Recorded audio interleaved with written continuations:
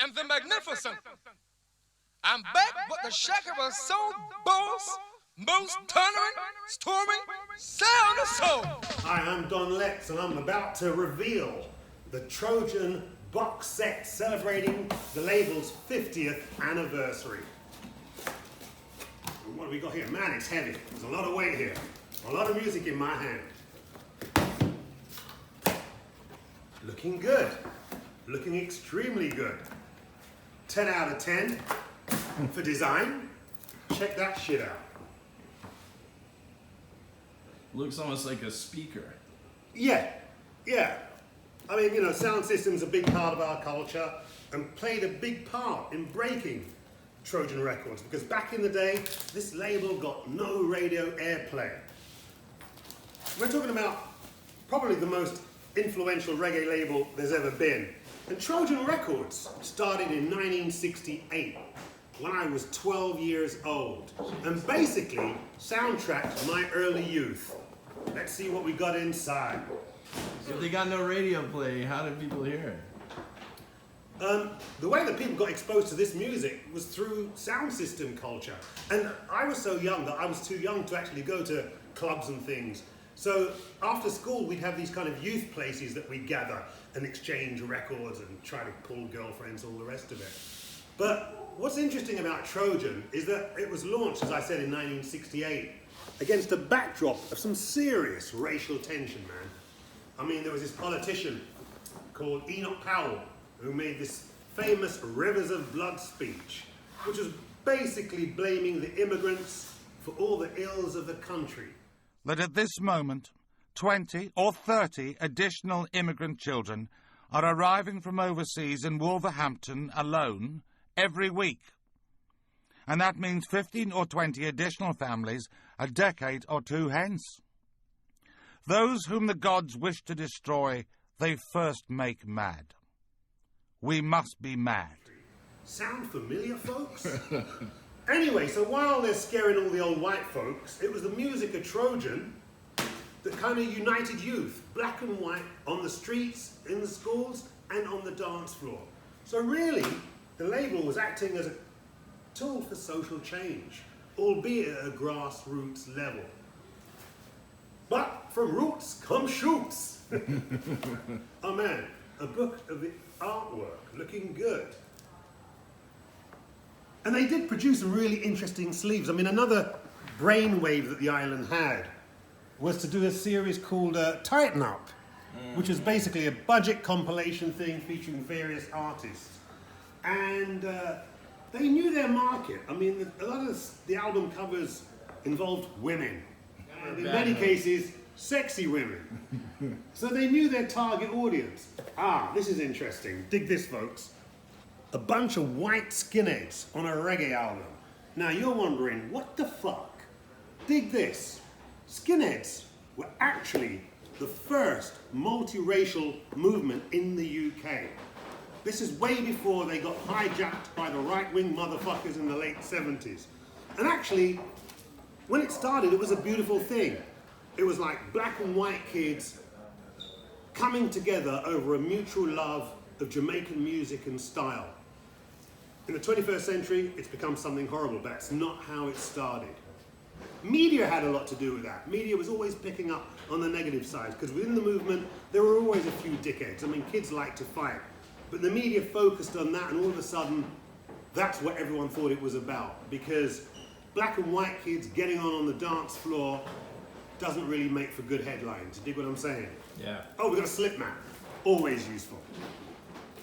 And this design, I gotta tell you, the Trojan name comes from one of Jamaica's most famous producers, a guy called Duke Reid, known as the Trojan.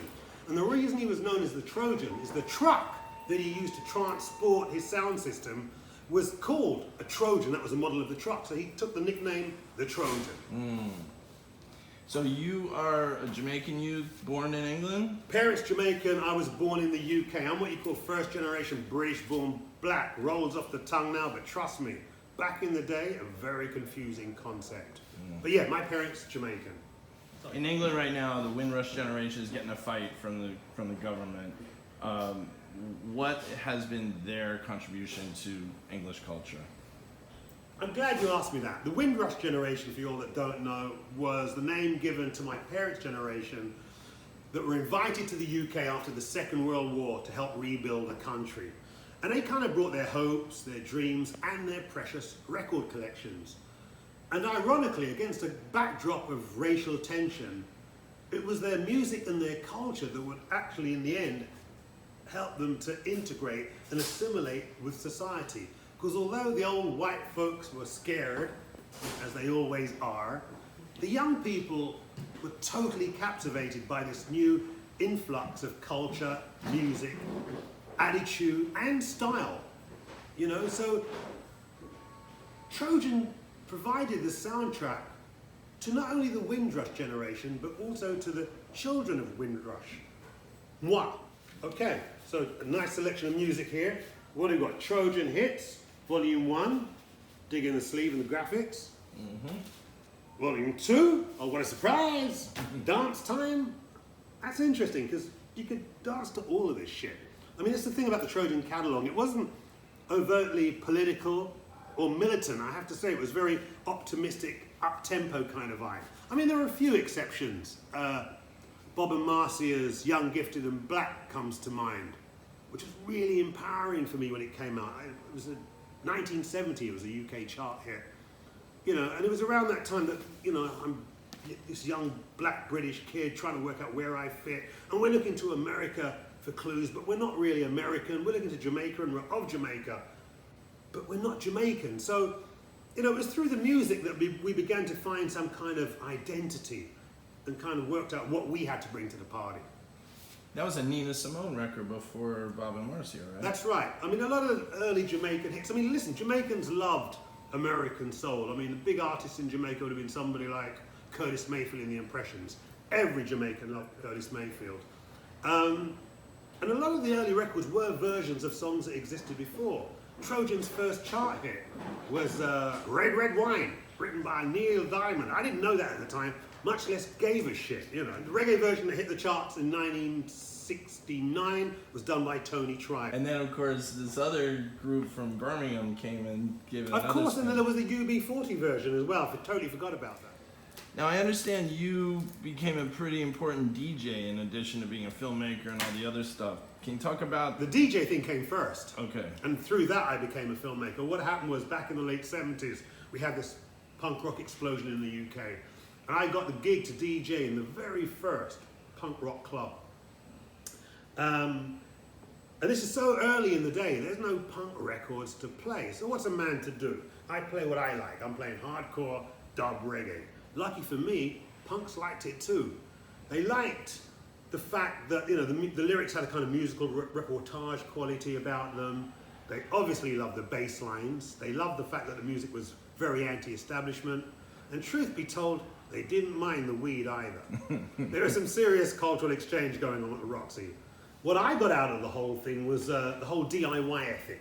Punks are very famous for coming up with this do-it-yourself ethos. And while my white mates, you know, were picking up guitars, the energy was so infectious that I wanted to pick up something too. So I picked up a Super 8 camera, because about 4 or 5 years before I'd seen this film, Jamaica's most famous film, How Do They Come? And I was struck by its power to inform, inspire, and entertain all at the same time. I'm like, yo, I wouldn't mind doing some kind of film business, expressing myself in that way. But in the early 70s, for a young black man, that was a ridiculous idea. 1977 comes along, the punk explosion, the whole DIY thing, and I reinvent myself as Don Letts, the filmmaker.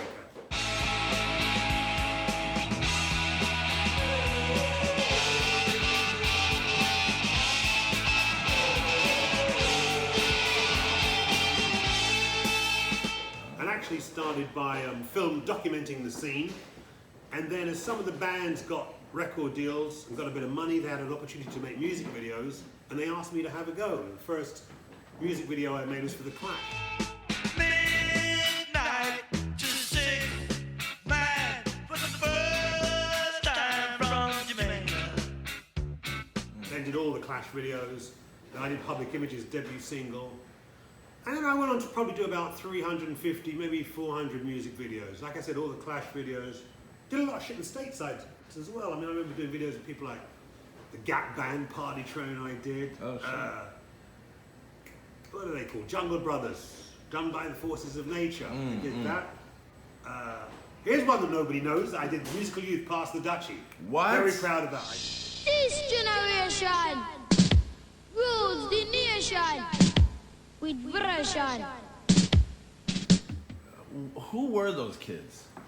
They were these little black kids from Birmingham that caught the imagination of the nation with a version of a classic reggae tune by Mighty Diamond called Pass the Cutchie. Now, cutchie in Jamaica is a pipe that you use to smoke herb in. Now, these kids were like from, I don't know, maybe 10 to 12 years old. So, you know, you couldn't have them singing about passing the herb pipe on the left-hand side, which was the lyrics. So they found a rhyme for cutchie, which was Dutchie. And ironically, a Dutchie in Jamaica is a term for a cooking pot. No pun intended, but it was there.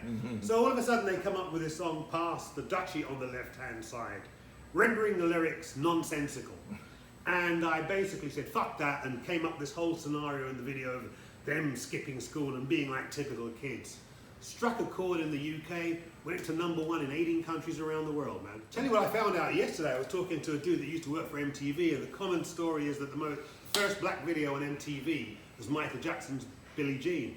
Because a lot of you all don't know this, but when MTV started, they did not show black videos. They were catered to mid-America, no black videos. CBS threatened to pull their catalogue if they don't show Billie Jean. All of a sudden they're showing black videos. But I have it on good authority that actually the very first black video they showed was Pass the Dutchie by Musical Youth. But because the brothers were like this big and sung in funny accents, they didn't see them as that threatening. It's almost like they weren't black. You dig what I'm saying? Yeah. But no, I'm proud of that. Very proud of it. I mean, history would have it that Don created this thing called the punky reggae party by introducing punk rockers to Jamaican music, which is partially true. I mean, the people that I turned on to reggae were all the white folks that had no interaction with black people in the 70s. And in the 70s, that was a lot of white people. But there were some that were hip to the sound. There were some that had grown up with this. You know, they'd grown up with the Trojan catalogue. People like Johnny Rotten, as he was known then, Joe Strummer, Paul Simonon. They were hip to reggae. They didn't need Don Lex to turn them onto this stuff. Maybe some of the dub. But yeah, there was this cultural exchange going on where we were kind of becoming closer by understanding our differences and not by trying to be the same. You dig what I'm saying? And for me, I mean, it was really empowering to see the impact of my culture on my white mates. You know, you listen to a Clash tune, you listen to Guns of Brixton or Daddy Was a Bank Robber, and you can hear that's a reggae bass line. It's not it's not disguised in interpretation, which was, like I said, was empowering for me because, you know, back in the late 60s, early 70s, black people were, you know, made to feel like the poor relation. And all of a sudden, I had a kind of musical equity with my white friends. Between Trojan having a shitload of chart hits in the early 70s, the punk rockers embracing reggae, you know, and it wasn't just the Clash. I mean, you know, listen to groups like the Slits, first all-girl punk band. John Lydon's Public Image debut. That's full of sonic experiments that were informed by the likes of Lee Scratch Perry and King Tubby. So, you know, the world owes a big debt to Jamaica. Because I tell you what's interesting. You look at a map of the world, and Jamaica's like this tiny little dot, man, that spent hundreds of years under colonization. And ironically, it seems that in the 21st century, Jamaica somehow managed to culturally colonize the whole planet. Because you all might not know it, but, you know, certainly where I'm from, reggae's become part of the fabric of popular music. You know, the whole idea of pushing the bass up front and center stage comes from Jamaica. You know, the idea of using a mixing desk as an instrument in of itself, from Jamaica. Rap comes from Jamaica. You dig what I'm saying? So, yeah, you know, I was always rock and roll, and to see the journey that the island's made and the contribution it's made to contemporary music, yeah, it makes me feel very proud. Oh man, it's hard to pick one tune out of the Trojan catalogue. It's easy to pick a few. All right, I mean, you know, Toots and the Maytals 54-46 has got to be in there. Trojan's first #1, Double Barrel by Dave and Ansel Collins, gotta be in there. Pioneers, Long Shot, Kick the Bucket, gotta be there. Harry J. All-Stars, The Liquidator, absolute smash. I mean, I could go on and on. I mean, that's the thing about Trojan, man. You've got to understand, between 68 and 74, I think the last hit was 1974, Ken Boo's Everything I Own. They had an unprecedented run of UK chart hits that's never happened again. You know, and it really, you know, like I say, it ignited the UK's love affair of Jamaican music from that time till this. I mean, tremendous body of work. As I said, you know, Trojan's real heydays between like 68 and 74, 75. But then it gets a boost through the interest of the whole punk rock thing and the punky reggae party. And then not long after that, early 80s, the whole two-tone explosion was totally informed by the Trojan catalogue. I mean, if it wasn't for Trojan, two-tone would never exist. In the 21st century, it's still got a major presence. I mean, you know, in the UK, certainly in kind of TV commercials, movie soundtracks, and indeed the original hits still do it on the dance floor. I DJ nationally and internationally, and I'm still playing this shit. You dig what I'm saying? And interestingly, you know, I just did a podcast about Trojan, and I was looking at, you know, how it was making its mark in the 21st century. And of course, there's a whole thing of sampling. I mean, I don't know if you all know, you know, something like Jay-Z's track, Lucifer, is sampling Max Romeo's Chase the Devil. You know, Major Lazer sampling the shit, Fatboy Slim sampling it, PJ Harvey, Lily Allen. And for those that don't know, they'd never make the connection, but for somebody like me that's that old, I can hear it. Remember, Trojan started a new label called Trojan Reloaded. And this looks like a release by the Reggae Roast crew. It says, man. I ain't got my glasses and I can't see what it says. It's all right. But it's a Reggae Roast sound system. So it's new music. That's new music. On the other side, what have we got here? It's another 45, and it's an old original by the Melodians. So you've got old school and new school. Still rocking the vinyl. Yep, and the vinyl, hey, you know, I'm part of the vinyl generation. I grew up with an analog attitude, man. Listening to music that was about making you all you could be. You know, it was about changing your mind, not changing your fucking sneakers. No shots, just who feels and knows it, right? You get me? Listen, Don, this has been an education. I can't wait to take this shit home. Listen, I haven't even heard of some of these artists. I haven't heard a shitload of these artists. Which is cool, really, because normally when you get these box sets, it's kind of repackaging of stuff you've heard a million times. But it looks like Trojan's really gone out of their way not to do that, because as I'm looking at this stuff now, it looks to me like at least 50% of this shit I've never heard. Yeah, I'm looking forward to exploring this. Is it true that a young Chris Blackwell set up his office in the back of Trojan at one point? Listen, it's funny because people talk about, when people think about Chris Blackwell, they think about Island Records, Bob Marley, and rightly so. What a lot of people don't know is that it was Chris Blackwell and a gentleman called Lee Gottfall that started Trojan Records in 1968. And then in 72, Chris kind of jumped ship to pursue his interests in the emerging rock scene. But he didn't desert reggae because, you know, a few years later, he's re-signed Toots, he signed Bob, and the rest is history.